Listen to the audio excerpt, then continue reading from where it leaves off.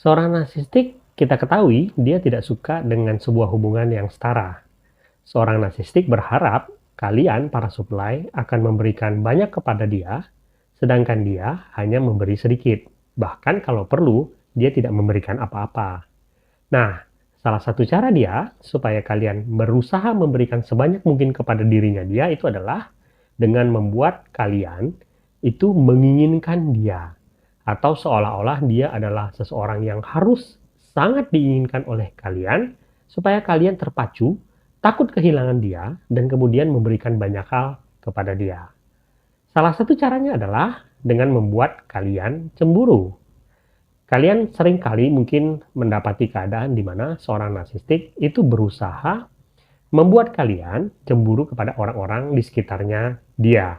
Saya beberapa kali mendapati pertanyaan dari beberapa dari teman-teman yang berkata bahwa, "Abang, saya bukan orang yang pencemburu, tetapi saya kok ngerasain bahwa ada kalanya pasangan narsistik saya itu secara halus ya, seolah-olah dia itu punya sesuatu dengan lawan jenisnya atau teman-temannya yang sengaja dia lakukan di depan saya. Tetapi dia tidak melakukan itu secara terang-terangan. Ketika saya misalnya merasa cemburu pada dia, ketika saya komplain kepada dia, saya sendiri merasa ragu, apakah ini berarti saya adalah seorang pencemburu, ataukah sebenarnya insting saya itu benar. Kadangkala ketika saya bertanya kepada pasangan narsistik saya, dia berkata bahwa, bukankah aku sudah menyatakan aku mencintai kamu? Bukankah aku mengatakan kamu adalah cintaku satu-satunya? Kenapa kamu masih merasa cemburu kepada aku? Si narsistik berkata itu kepada korbannya. Tetapi korbannya tahu gitu ya bahwa seorang narsistik itu kan tidak bisa dipercaya perkataannya. Tetapi korbannya juga masih merasa bingung. Apakah saya adalah seseorang yang paranoid atau sebenarnya yang saya pikirkan itu benar? Teman-teman, hari ini kita belajar sedikit tentang beberapa cara bagaimana seorang narsistik itu secara halus berusaha membuat korbannya atau pasangannya itu cemburu kepada dia. Tujuan akhirnya, seperti kita bilang tadi, supaya kalian menginginkan dia dan kemudian terpacu untuk memberi banyak hal karena kalian takut kehilangan dia. Oke? Ya, mari kita mulai. Yang pertama, terkadang ketika kalian berkumpul di dalam sebuah keadaan atau sebuah pesta atau sebuah kegiatan, terkadang seorang narsistik itu secara halus, teman-teman, dia berusaha membuat kalian cemburu itu dengan cara dia mendekati satu orang. Ya, tentu lawan jenis. Ya, dia akan mendekati lawan jenis tersebut dan di sepanjang acara tersebut, dia dengan sengaja terus-menerus berinteraksi dengan orang tersebut. Dia mungkin akan menghujani orang tersebut dengan pujian, dengan komunikasi, dengan tertawa misalnya, terus bercakap-cakap dengan orang tersebut. Sebenarnya dari luar orang akan menganggap bahwa ini sesuatu yang biasa. Tetapi insting kalian mengatakan bahwa ini kan sesuatu yang sebenarnya tidak biasa. Kenapa dia harus mencurahkan perhatian dia di sepanjang kegiatan tersebut hanya kepada satu orang? Sebenarnya si narsistik sengaja dia memilih orang tersebut yang bisa dalam tanda kutip dia ajak bicara terus dan dia berikan perhatian terus. Tetapi sebenarnya dalam pikiran dia ingin membuat kalian cemburu. Perhatikan, terkadang di dalam sebuah kegiatan, seorang narsistik bisa saja mencurahkan terus-menerus perhatian dari awal sampai akhir acara kepada satu orang. Yang kedua, ini melalui gerakan fisik sebenarnya. Kalian mungkin bisa perhatikan bahwa terkadang seorang narsistik itu tanpa kalian tahu ya, dia itu sengaja berdiri di jarak yang sangat dekat atau dalam tanda kutip terlalu dekat dengan seorang lawan jenis. Ini juga kalau dari luar banyak orang akan mengatakan bahwa ini bukan sesuatu yang aneh gitu.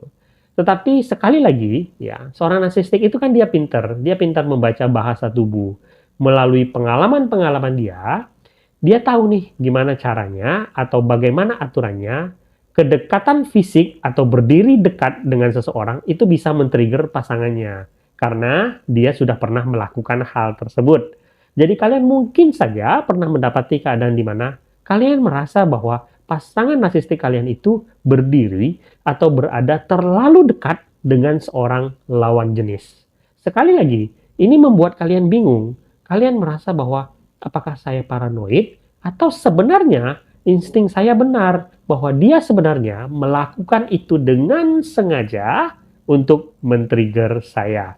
Ketahuilah, si narsistik sebenarnya mengetahui hal tersebut. Dia tahu apa yang dia lakukan dan dia tahu bahwa itu men-trigger kalian. Yang ketiga, kalau tadi kita bicara soal kedekatan berdiri atau duduk dengan seseorang, seorang narsistik juga bisa men-trigger kalian dengan cara melakukan kontak mata. Terkadang dia dengan sengaja ketika dalam posisi tertentu, ketika dia tahu bahwa kalian memperhatikan bagaimana dia berkontak mata dengan lawan jenis tersebut, dia akan melakukan sebuah kontak mata yang lebih intens ataupun melakukan kontak mata secara menggoda, walaupun mungkin hanya sepersekian detik. Tetapi kalian tahu, insting kalian mengatakan bahwa itu bukan sesuatu yang biasa. Tetapi kalian tahu juga ya bahwa seorang narsistik sangat menyukai perhatian. Ketika misalnya dia melakukan hal tersebut dan berhasil men-trigger kalian, dia sangat menikmati hal tersebut. Bagi seorang narsistik, ketika dia tahu bahwa kalian berhasil dibikin cemburu, itu membuat dia merasa superior, merasa dia spesial, merasa dia diinginkan. Dan bahkan kalau misalnya kalian terpancing untuk membuat keributan, seorang narsistik tidak keberatan akan hal tersebut. Melihat dua orang misalnya bertengkar karena dirinya dia, itu membuat dia merasa jumawa dan merasa bahwa dia adalah seseorang yang sangat diinginkan. Nah, selanjutnya teman-teman, saya juga pernah melihat ya, seorang narsistik itu yang sengaja melakukan sentuhan fisik yang walaupun skalanya tidak besar, tetapi dia tahu itu cukup untuk men-trigger pasangannya. Terkadang dia melakukan itu dengan gestur yang menggoda. Nah, dia tahu gitu ya berdasarkan pengalaman-pengalaman dia sebelumnya bahwa terkadang sentuhan-sentuhan halus itu sudah cukup untuk membuat gestur yang menggoda. Dan ketika pasangannya yang mungkin tidak terbiasa akan hal tersebut, kemudian tertrigger akan hal tersebut, dia sangat menikmati hal tersebut. Dia bisa saja menyentuh beberapa bagian tubuh, seperti rambut, ataupun tangan misalnya, ataupun bagian tubuh lain yang sebenarnya bukan bagian tubuh yang intim. Tetapi dengan gestur tertentu, dia tahu itu bisa men-trigger korbannya. Nah, problemnya adalah ketika kalian mungkin tidak menyadari itu secara sadar, tapi ada alam bawah sadar kalian yang melihat bahwa itu sebenarnya bukan sesuatu yang benar. Tetapi kalian kesulitan mengungkapkan hal tersebut karena kalian tidak bisa menjelaskan secara tepat apa yang kalian rasakan. Berikutnya, kalian pernah nggak mendapati keadaan di mana sebuah kebetulan itu terjadi di depan kalian? Artinya adalah tepat di depan mata kalian, pasangan narsistik kalian itu bertukar nomor telepon dengan seseorang. Kalian mungkin diberi pernyataan oleh seorang narsistik bahwa itu kebetulan terjadi di depan mata kalian. Sebenarnya itu direncanakan dengan sengaja oleh si narsistik. Kenapa? Karena dia ingin membuat kalian cemburu. Tetapi sekaligus dia juga bisa berkelit. Ketika misalnya kalian komplain akan hal tersebut, dia akan mengatakan bahwa aku nggak mungkin macam-macam. Bagaimana mungkin aku bertukar nomor telepon di depan kamu? Kalau aku mau sesuatu, pasti aku akan melakukan itu di belakang kamu. Padahal dia sengaja melakukan itu di depan kalian karena, sekali lagi, tujuan dia itu untuk men-trigger kecemburuan kalian. Dan kalian sendiri mungkin akan dibuat merasa bersalah ketika kalian komplain akan hal tersebut. Kalian akan dituduh paranoid karena tidak memperbolehkan pasangan narsistik kalian tersebut untuk bertukar nomor telepon dengan orang lain. Dan yang terakhir, teman-teman, terkadang seorang narsistik itu bisa terang-terangan melakukan godaan kepada orang lain. Tetapi dia bisa saja beralasan bahwa dia sedang di dalam pengaruh misalnya obat-obatan atau minuman keras. Terkadang menggunakan alasan ini untuk membenarkan tindakan dia. Sekaligus dia menekan kalian, karena kalau kalian misalnya tidak terima akan hal tersebut, kesalahan ada pada kalian, karena kalian tidak bisa mengerti keadaan dia. Sehingga mau tidak mau, kalian harus memberikan kelonggaran atau toleransi akan godaan yang dia lakukan tersebut kepada lawan jenis tersebut. Tetapi efeknya tetap sama kepada kalian yang kemudian akan merasa cemburu terhadap hal tersebut. Sebagai penutup, teman-teman ingat ya, seorang narsistik itu sangat manipulatif dan eksploitatif. Dia tahu persis apa yang dia lakukan dan apa efeknya terhadap supply-nya dia. Kalau kalian perhatikan apa yang kita bahas tadi, artinya sebenarnya kalau kalian merasa ada yang tidak beres, atau kalian merasa bahwa mereka memang sedang menggoda orang lain, itu sebenarnya itu adalah kenyataan, dan itu adalah sebuah kebenaran. Seorang narsistik sengaja melakukan itu supaya kalian merasa sakit dan cemburu. Tetapi kalian mengira bahwa itu adalah bentuk rasa cinta kalian yang kuat kepada dia. Dan kemudian kalian terjemahkan dengan rasa bahwa kalian takut kehilangan dia.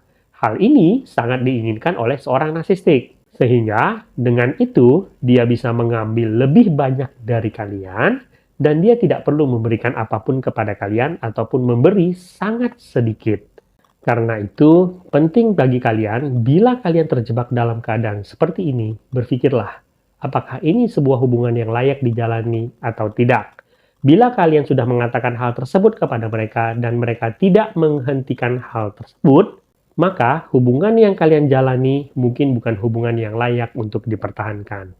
Ingat, hubungan yang sehat itu adalah hubungan yang setara.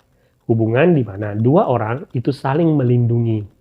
Jadi ketika seseorang sengaja menyakiti kalian hanya untuk memenuhi keinginannya dia, artinya kalian tahu bahwa hubungan yang kalian jalani itu tidak layak untuk dipertahankan. Semoga video ini berguna. Sampai jumpa di video selanjutnya.